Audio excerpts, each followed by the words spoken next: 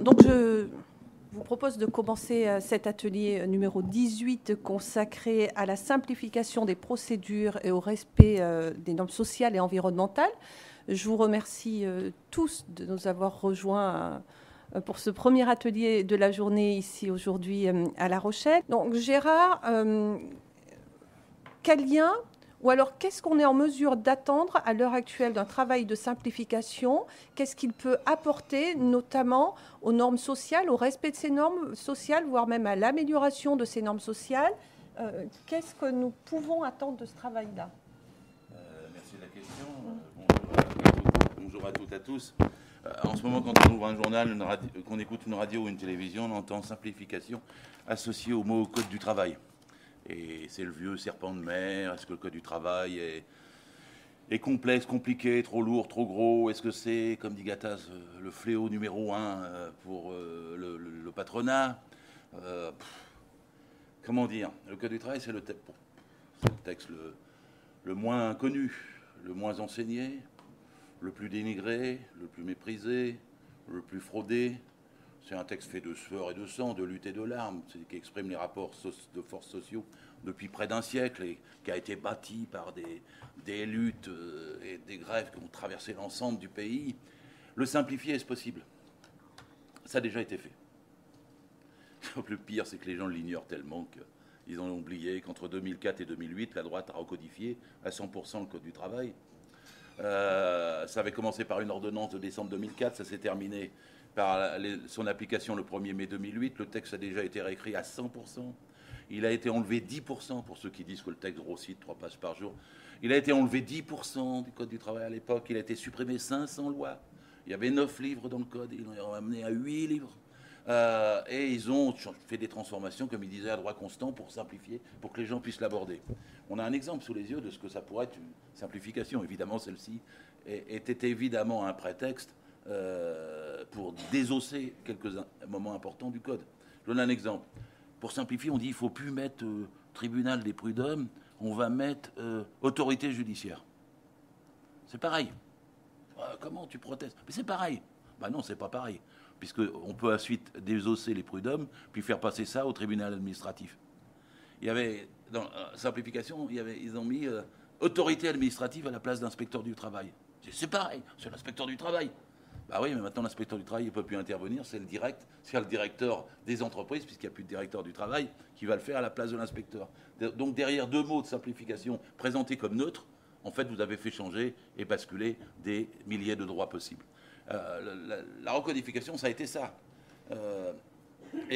Après, ils ont oublié, parce que le Code du travail n'intéresse personne, en tout cas pas ceux qui ne travaillent pas.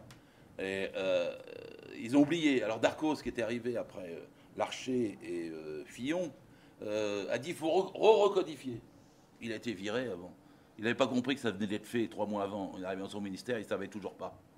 Et alors après, il y a des gens qui disent qu'il faut encore recodifier ou réduire le Code.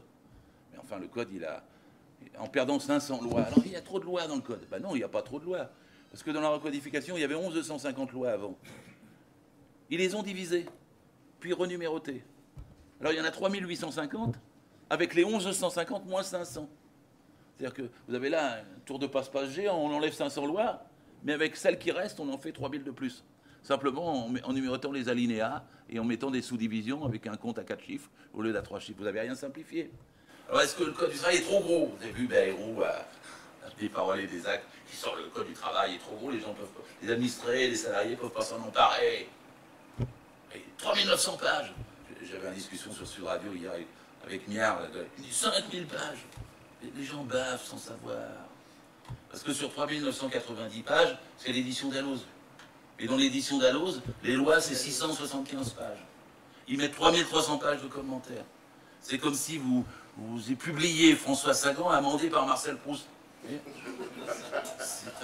Il suffit de grossir le caractère d'un petit dixième de millième, puis vous avez le Code du travail plus gros, quoi, alors qu'il est plus petit. Donc, une somme de mensonges s'introduit. De toute façon, pour ceux qui ne savent pas, qui n'ont pas l'habitude, quoi. Alors, les intoxiques, on dit, mais avec ces 3900 pages, bon, même 675 pages. Alors, les lois, mais il y a 10 lois qui servent aux prud'hommes. 10 lois. Pas une plus. Alors oui, mais alors à quoi servent les autres? Les autres, comme on a quand même quelque chose comme 18 millions de salariés dans le privé, que quand le Code du travail a commencé, on en avait 3 millions, il faut bien mettre quelques détails. Parce que sinon, je vais vous montrer un détail qui manque dans le Code du travail. C'est qu'à partir de quelle chaleur on arrête de travailler. En Allemagne, le Code du travail, c'est 35 degrés. Moi, j'ai vu des milliers de gars du bâtiment, au mois de juillet et au mois de juin, par 40, 42 degrés, 45 degrés, travailler au soleil. Et pourquoi? Parce que le Code du travail n'est pas assez gros. Je voudrais introduire une limite comme en Allemagne, à 35 degrés, on arrête de travailler. Donc ce n'est pas notre code qui est trop gros, c'est parce qu'il n'est pas assez précis, pas assez fort, pas assez renforcé. Alors quand Bayrou sort le Code du travail, et après il sort le Code du travail suisse, puis il dit regardez, en Suisse c'est tout petit, donc il y a moins de chômage. On est à un degré de nullité intellectuelle. En plus il ment, il n'y a pas de Code du travail en Suisse. Le texte qu'il montrait, c'était un traité sur la paix au travail qui existe après-guerre. Parce que dans les cantons, c'est un droit civil. Alors, ils disent, on va supprimer le Code du travail, dit Gattaz, on va le remplacer par du droit civil, ça va simplifier. Le droit civil va simplifier le Code du travail. Dans un des articles de la loi Macron, il y a une espèce de virus Ebola contre le Code du travail. C'est là où il dit qu'on va modifier l'article 20-64 du Code civil et son annexe du 8 février 1995, parce que ce sont des articles qui disent que toute relation de travail dépend du Code du travail. Si on enlève ça du Code civil, ça peut donc devenir des relations de travail qui ne relèvent plus du Code du travail. Donc ça vous change la notion de subordination qui immédiatement introduit la protection des salariés par le Code. On va dire, on va simplifier. Ben non, oui, le patronat a une idée. Il a fait un colloque très long pendant 3 jours dans ses locaux à Wagram sur la soumission librement consentie à la place de la subordination. Il dit ça, mais moi j'ai un mauvais anglais, c'est compliance without pressure. Vous acceptez, puis vous n'avez pas de contrepartie. Et c'est ce qu'ils essaient de tendre quand ils disent on va relever du Code civil. Est-ce que ça sera une simplification? Et aux États-Unis, il n'y a pas de Code du travail. Ce n'est que du droit civil. Allez, voyez un film avec George Clooney qui s'appelle In the Air. Le gars, il n'est pas son temps à licencier. Il prend l'avion, c'est pour ça que ça s'appelle In the Air. Puis quand il atterrit, il va dans une entreprise et en 5 minutes, il prend 3 personnes, il les vire. Les gens n'ont pas de procédure, pas de texte écrit, pas de motif. Ils prennent leur carton, on leur met deux gorilles pour qu'ils ne parlent pas avec leurs collègues et la procédure est finie. Rêve de Gattaz. Licencié sans motif, remise en cause de la Convention 158 de l'OIT. Bon, ça, c'est ce qui pourrait arriver si vous aviez plus de procédure, vous étiez jusqu'au bout pour faire du droit civil, parce qu'après, il y a du droit civil. Mais aux États-Unis, le droit civil consacré au travail, c'est 36 000 pages. Vous imaginez Bayrou sortir les 36 000 pages de son sac pour les mettre à des paroles et des actes à la télévision en disant mais 36 000 pages de droit civil, ça aide à l'emploi. Vous imaginez la caricature? Mais comme il n'a jamais travaillé durement, Bayrou, il n'a jamais été dans un chantier, avec avoir besoin de chaussures de sécurité, en souffrant par 45 degrés, ça lui est égal. C'est de l'abstraction pour le Code du travail. Il ne bosse pas comme 18 millions de salariés. Donc, alors, ils veulent simplifier. Ils ne font pas attention aux détails. Où est-ce qu'on met la chaussure de sécurité? Où est-ce qu'on met le garde-corps? Comment on sanctionne l'employeur qui ne met pas le garde-corps? Comment on a un droit pénal? Et en ce moment, le droit pénal du travail est en train d'être supprimé pour être remplacé par un droit administratif. En ce moment, la possibilité d'intervenir pour empêcher la surexploitation des salariés dans les entreprises devient une sorte de mythe, par exemple. Vous savez, Bernard Cazeneuve, il a dit « L'entreprise n'est plus un lieu d'exploitation ». C'est quoi l'entreprise? C'est un dancing. Alors, je n'ai pas fini. Oui, c'est bien ma crainte d'ailleurs. Je vais terminer. Parce que si l'entreprise n'est plus un lieu d'exploitation, elle n'a pas de raison d'exister. Elle est faite pour exploiter. Ça ne me choque même pas. La question, c'est que dans les conditions de l'exploitation, il faut qu'il y ait des règles et des lois. Et si vous, derrière la simplification, vous enlevez ces règles et ces lois, alors là, vous avez un nouvel univers. Et alors, on va nous simplifier le bulletin de paye. Mais je suis contre. Il est trop compliqué le bulletin de paye. Mais non. Vous pouvez élire votre salaire brut, la façon dont chaque cotisation préaffectée va à telle et telle caisse. On va enlever les caisses. Pourquoi? Parce qu'on va arriver à des risques individuels. Tous les risques deviennent individuels. Maintenant, les contrats sont de gré à gré. Et on nous dit que le contrat serait une forme de simplification. Surtout pas. Les conventions collectives et les contrats faits et signés par le patronat, c'est pas 3900 pages, c'est 8 armoires. Je les ai eus pendant 30 ans dans mon bureau. Dès que vous laissez les textes écrits par les employeurs, ça devient d'une complexité incroyable. Et là, vous ne pouvez même plus mémoriser ce qu'ils mettent dedans. C'est la loi républicaine. Et la loi républicaine, c'est la forme la plus simple, c'est qu'elle soit la plus précise possible, la plus applicable possible, la plus contrôlée possible et la plus sanctionnée possible. Alors comment t'exagères? Mais non, on n'exagère pas, parce que ce qu'on peut simplifier, c'est le droit effectif, c'est l'effectivité du droit. Alors à partir de ce moment-là, les gens s'y reconnaissent. Ce qui ne s'y reconnaissent pas, c'est quand il n'y a pas de contrôle, quand il y a des violations. En droit du travail, aujourd'hui, un peu plus d'un patron sur deux est un délinquant. Une fois, on m'avait dit ça, la RFP m'appelle et me dit « Vous avez dit ça, vous n'exagérez pas ». Je dis « Non, c'est beaucoup plus d'un sur deux. Parce que vous avez beaucoup plus d'un patron sur deux qui ne paye pas les heures supplémentaires. C'est un délit, c'est pas contraventionnel, c'est délictuel. Et donc, il ne faut pas simplifier, par exemple, les phrases sur les heures supplémentaires. Parce que si vous les simplifiez, vous n'avez plus aucun contrôle. Il y a 1 milliard d'heures supplémentaires non vérifiées dans ce pays, c'est l'équivalent de 600 000 emplois. Donc derrière les notions de simplification, comme celle sur le bulletin de paie, on peut arriver à un certain nombre de catastrophes. Voilà. Et il ne faut pas, dans ces cas-là, introduire la notion de simplification contre le Code du travail, ni céder un pouce à ce que dit Gattaz. Il faut au contraire le renforcer. De toute façon, c'est le programme des socialistes. On a voté pour ça. On n'a pas voté pour faire que le Code du travail passe à l'as et qu'il soit remplacé par du droit civil, comme avec la modification introduite par la loi Macron. On vote pour qu'on ait un droit effectif, une protection des salariés, ils sont subordonnés et en contrepartie, ils ont un code du travail. Il n'est pas trop gros, 675 pages de loi, c'est le plus petit des codes. Tous les autres codes sont plus gros, pourquoi on s'attaque à celui-là? Non. Je termine vraiment d'une phrase, je suis au cœur de ce sujet, parce que c'est de toutes les simplifications, je veux dire, c'est un monument. Ça touche la vie intime de 18 millions de salariés. Merci. Merci beaucoup, Gérard. Il est temps, me semble-t-il, de passer la parole aux différents intervenants. Donc, Gérard voulait revenir sur les questions notamment qui touchent le droit du travail. Je vous laisse le soin de revenir chacun d'entre vous sur ces différentes questions, tout en précisant, je crois qu'il faut le préciser, que nous ne repartons pas dans un débat, mais nous répondons à certaines interrogations. Voilà, merci beaucoup. Bon, moi, je réponds. Est-ce qu'il est possible de modifier les lois à droit constant? Non. Pierre Méniori affirmait à l'occasion du Code du travail que c'était impossible. Je le crois aussi. Donc on modifie. Comme on est des juristes, chaque virgule compte. Et quand vous avez déplacé un alinéa, vous avez aussi déplacé une approche de jurisprudence ensuite. La deuxième chose, est-ce que tout le monde dans l'entreprise est méchant, mauvais, tout ça? Bien sûr que non. Il y a des bons patrons qui respectent le Code du travail. Le problème, c'est que... Comment on dit l'autre? Ils sont comme les poissons volants, c'est pas la majorité du genre. Et c'est pour ça qu'il y a besoin d'un code avec du droit pénal et des sanctions, parce que sinon, évidemment, la poussée, c'est d'augmenter le profit, de baisser le salaire, et donc d'exploiter davantage. Est-ce que nos salariés sont des collaborateurs? Je dis ça pour Thierry. Est-ce que nos salariés sont des collaborateurs? Non. Si on a mis le mot collaborateur en 1945-46 dans le Code du travail, ça aurait choqué. Et on ne peut pas être à la fois collaborateur et subordonné. C'est une pure question juridique et de bon sens. Or, ce qui caractérise un contrat de travail, c'est un lien de subordination juridique permanent. Un lien de subordination juridique permanent. C'est pour ça qu'en échange, il y a des droits.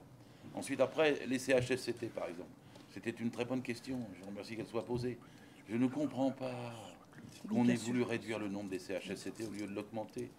Il y a 1 200 000 entreprises en France. Il y a 22 000 CHSCT. J'ai fait un rapport, ça va être le seul rapport que la République française ait publié de moi, du Conseil économique et social sur les CHSCT. Dire aujourd'hui qu'on va les fusionner avec les comités entreprises, est-ce que c'est une simplification? Bien sûr que non, c'est une suppression. Vous savez pourquoi les CHSCT ont été inventés?